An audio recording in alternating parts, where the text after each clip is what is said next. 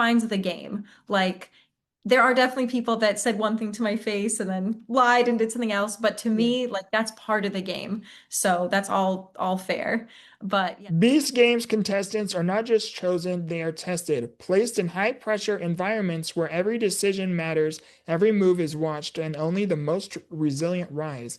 It takes more than skill to stand out, it takes mindset, adaptability, and the ability to perform when it counts. Today's guest is someone who stepped into that arena and experienced it firsthand. Known online as Hannah Riggs, is not only a Beast Games competitor, but someone who defies expectations in every space she enters. She is a software engineer, a professional dancer, and a living statue performance artist, someone who lives at the intersection of logic and creativity, discipline and expression. Her journey is a powerful reminder that people don't always see the full picture and that sometimes the most underestimated individuals are the ones capable of the most. Welcome to Become the Victor, where we don't just talk about what someone went through, we talk about who they became because of it. Please welcome Hannah Riggs. Wow, that was an amazing introduction. I love that description of myself. Thank you. I appreciate it. So, Hannah, so for everyone coming across to who you are, what is your story before Beast Games, before statue performance, software engineering, before everything? What is your story? Yeah, I mean, it's hard to go back like before all that because like all those things have been such a big part of my life. Like I grew up dancing from a little kid. As a little kid, I grew up watching reality TV with my parents and my dad and playing video games, which is what led me to get into software engineering in the first place. So I think all those things have sort of been part of my life and personality like my entire life. Wow, that was really, really cool. So you, is there anyone in your family that did software engineering? Like what really sparked that interest?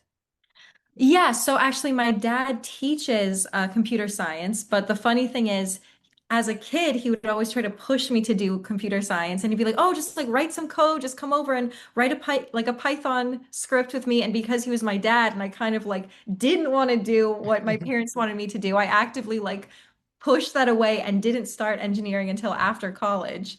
So he was there, but didn't really do it with him until, college. So when exactly did you start getting into engineering? Because like obviously you went through school, I'm assuming, and then college. Yeah, so the interesting thing was I actually did my undergrad at a dance conservatory and got my bachelor's in ballet and modern. And then it wasn't until after I started dancing professionally and doing living statue performance art, I actually started pursuing a master's in software engineering. So I kind of was a student for like many, many years. That is phenomenal. Like I didn't even, that is so cool. What was that journey and that process like, achieving your master's? It was tough. It was really tough because I was like dancing part-time and then working part-time doing various like dance related things and like administrative stuff and then also like at night taking classes and then I started teaching not teaching but like tutoring in software engineering because I was really passionate as another way to make money.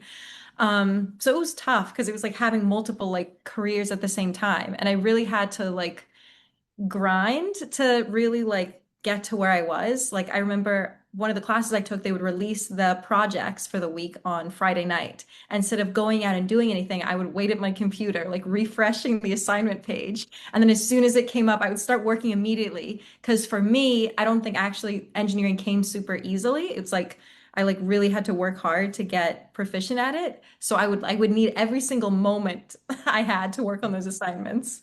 Wow. How do you balance all these different things? Like you have a personality for dancing, statue artists, software engineering. Like how do you balance all these different things?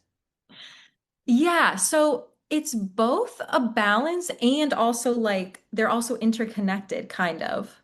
Like it's obviously very different sitting in front of a computer and then also dancing on a stage, but at the same time, like when you're working, doing computer science, you do have to think like creatively, like have creative problem solving and think out of the box, which is kind of what you need for dance or performance. And then conversely, for dance, like, yes, we are dancing, but we're also taking care of our bodies and thinking about anatomy and physiology, and we're counting and keeping track of all sorts of sort of logical things like that. So I think they kind of like help each other actually.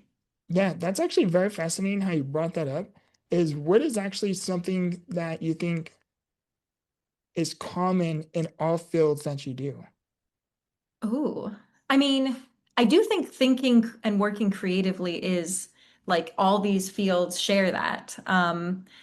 Because for engineering, like any complex problem that hasn't been solved yet, you have to think outside the box, Yeah, you know? And then same thing for dance. It's like creating dances and thinking of new things that people want to pay money for to go and watch.